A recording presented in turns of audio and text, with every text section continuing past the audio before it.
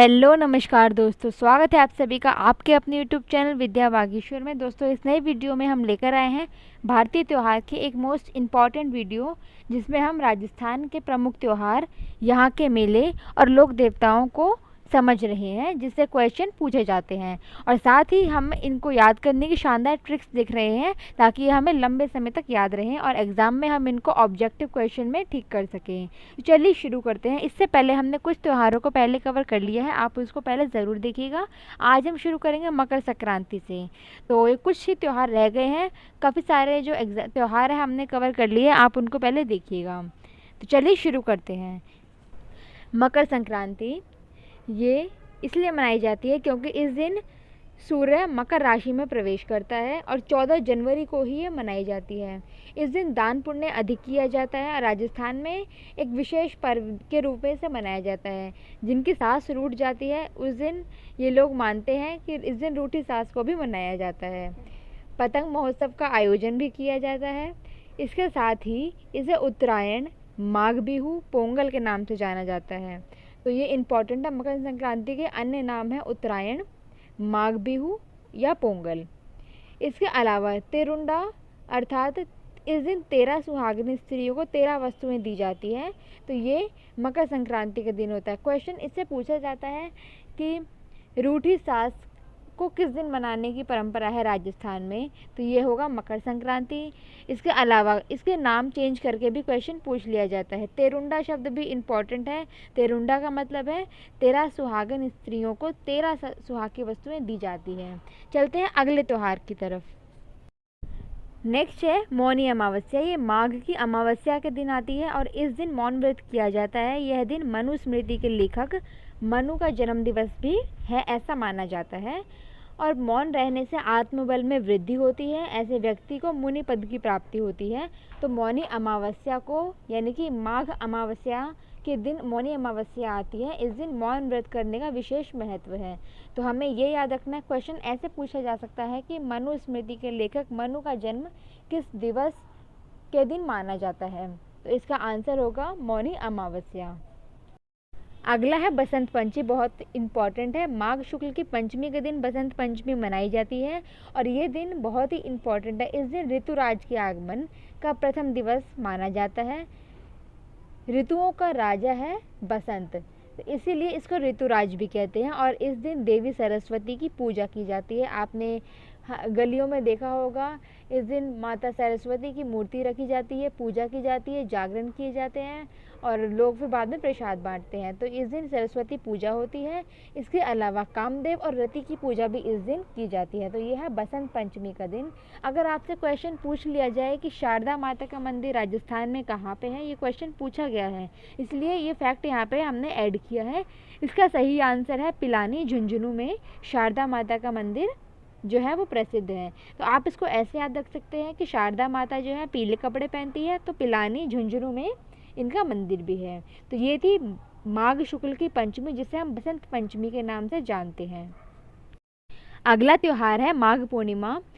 इस पूर्णिमा का धार्मिक दृष्टि से बहुत ही बड़ा महत्व है। राजस्थान में इस दिन बेणेश्वर मेला लगता है, जो डूंगरपुर में भरता है और आदिवासी या भीलों का कुंभ ये कहलाता है। इसके अलावा राजस्थान में मरु महोत्सव जैसलमेर में शुरू होता है। तो यह है माघ पूर्णिमा। क्वेश्चन इससे पूछा जा सकता है कि बेणेश्वर मेला किस दिन भरता है, तो माघ पूर्णिमा से भरता है। चलते हैं अगले त्यौहार की तरफ।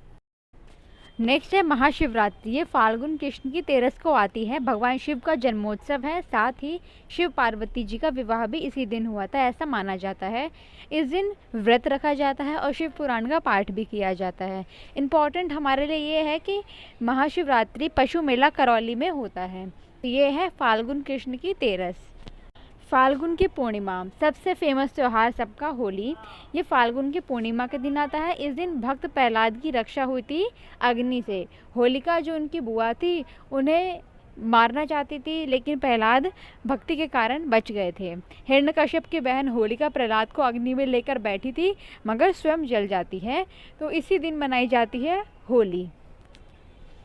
इसके बाद चैत्र माह शुरू हो जाता है और चैत्र की कृष्ण एकम को आती है धुलंडी। इस दिन गुलाल आदि से खेला जाता है और ब्यावर में प्रश्न पूछा जाता है कि बादशाह का मेला कब भरता है, तो ये भरता है ब्यावर में बादशाह का मेला धुलंडी के दिन, शाहपुरा भीलवाड़ा में फूल डोल महोत्सव मनाया जाता है।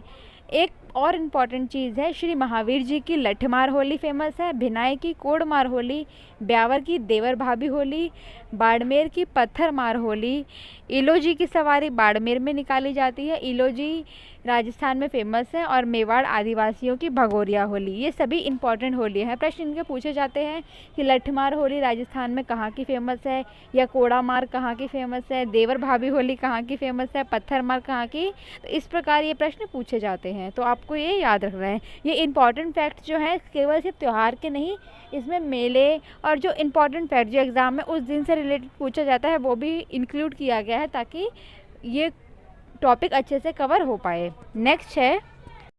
नेक्स्ट शीतला अष्टमी आती है, चैत कृष्ण की अष्टमी के दिन। ये सारे क्रम से त्यौहार है, तो आपको क्रम से ही इसको याद रखना है। शीतला माता की पूजा इस दिन की जाती है।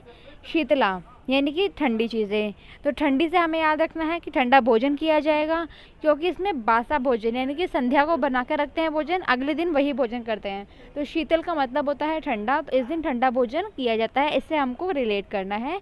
अगर पूछा जाए अष्टमी को चाकसू में किस माता का मेला भरता है, तो शीतला माता का मेला अष्टमी में को चाकसू में भरता है, और कागा जोधपुर में भी मेला भरता है।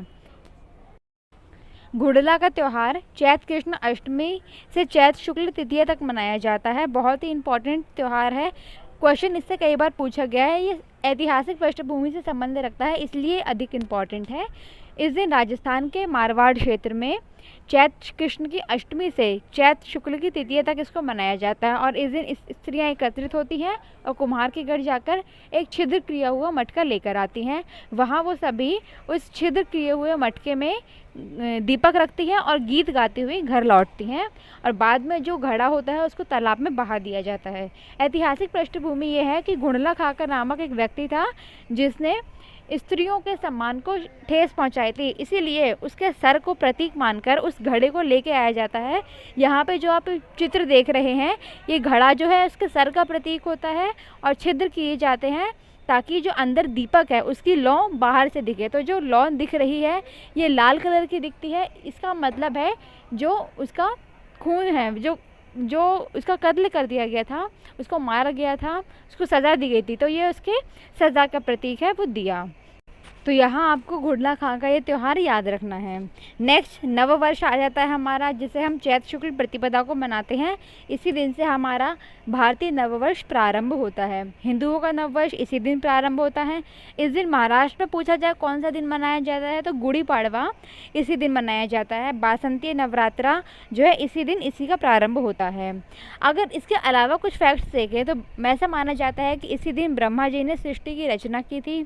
इसी दिन भगवान राम और साथ ही युधिष्ठिर का भी राज्याभिषेक हुआ था। अलग अलग समय में हुआ था, लेकिन हुआ इसी दिन था, इसलिए ये इस दिन को इम्पोर्टेंट माना जाता है। आर्य समाज की स्थापना भी इसी दिन से मानी जाती है, और महर्षि गौतम की जयंती इसी दिन है, और झूलेलाल जी का जन्म भी इसी दिन आता है। झूलेलाल जी सिंधियों के एक लोक देवता हैं जिनकी बहुत ही पूजा की जाती है, तो झूलेलाल जी का जन्म भी इसी दिन मनाया जाता है। इसके अलावा अगर पूछा जाए प्रश्न में कभी कभी ऐसा पूछ लिया जाता है कि विक्रम संवत शक संवत से, तो हमें ये याद रखना है कि विक्रम संवत अगर हमें निकालना है तो उसमें जो अभी हमारे वर्तमान में सन चल रहे हैं, जैसे अभी 2021 है, उसमें हम 57 वर्ष जोड़ देंगे तो विक्रम संवत आ जाता है। इसे हम विक्रम संवत बोलेंगे। जब 57 वर्ष जोड़ लिए जाएंगे वर्तमान के सन से, तो 57 वर्ष जोड़ के हम विक्रम संवत निकाल सकते हैं, और 78 वर्ष घटाकर शक संवत भी निकाल सकते हैं। तो इस प्रकार हम ये दोनों कर सकते हैं।